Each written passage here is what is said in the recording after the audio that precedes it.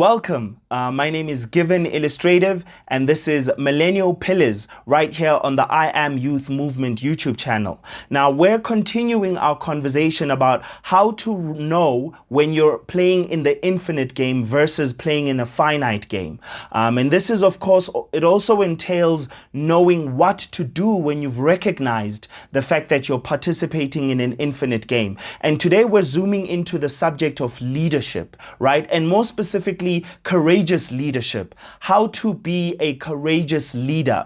Now, first of all, I want to start the conversation here. Whenever we think of the idea or the concept of a leader, we're always thinking of one individual leading a multitude of people or even leading a group of people. But it's very important for us to recognize that being a leader starts with leading oneself. You need to learn to lead yourself before you can become a leader of many people. And I think this is one of the reasons why we tend to see very terrible leaders. I think it's because of the fact that many people think and assume that leadership means that they need to only be good at leading others. If they suck at keeping their arriving at meetings on time, if they suck at home, if they suck at living a disciplined life themselves, if they're struggling with going to gym and keeping a healthy diet, it may not be those things in particular, but you know yourself as an individual and you know where you need to lead yourself better, right? If you suck at those things, then it's going to show in your leadership of other people. This is why it's very important for you as an individual to first of all begin the subject and the practice of discipline within yourself, and just leadership, learning to lead yourself, because leadership has to do with visions, right? Having a vision, being able to see well into the future, being able to correct yourself when you're wrong and do introspection, even when it seems like everybody else is wrong. It's important for you to look within yourself and say, how much did I contribute to the wrongness of this situation? That's what a leader does. And one of the hardest things that for me to admit myself, and I think it would be difficult for you as well as a person, right, is the fact that leaders eat last.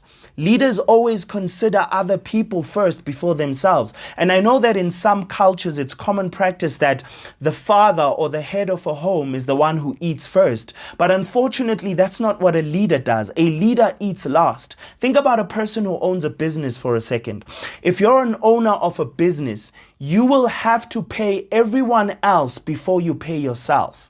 And even if you look at what Jesus did, he washed everybody's feet before he considered his feet being taken care of. Because he even said he had not come to be served, he came to serve. And this is also echoed by I think it's in the first book of Philippians, if I remember correctly, where Paul actually echoes it as well, that we need to have a mind like Christ, who came to earth and humbled himself, right? He did not see being equal to God being of robbery, but he humbled himself and served instead. And that we should also be of the same mind. We should be like mind, like the mind of Christ, right?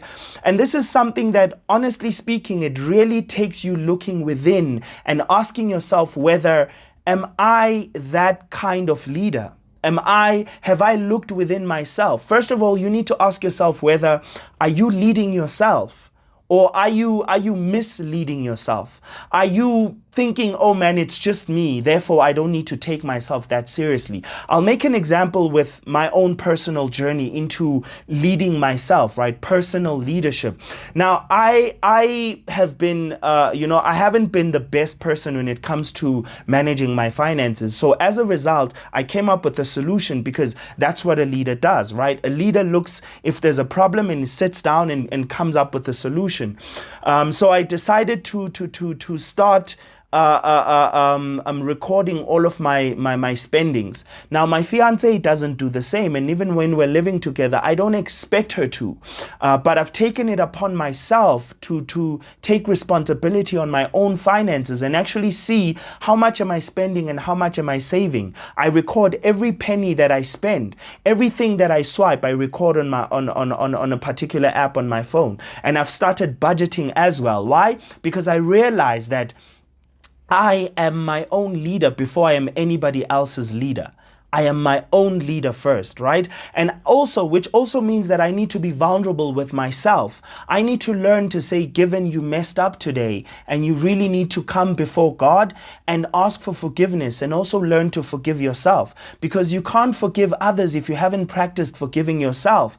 I think we as people function at our best when we function from a place of what we've experienced, right? You learn to give people grace when you understand just how difficult life can be. When you know how tough things can get, you learn to be lenient with people when necessary, not all the time.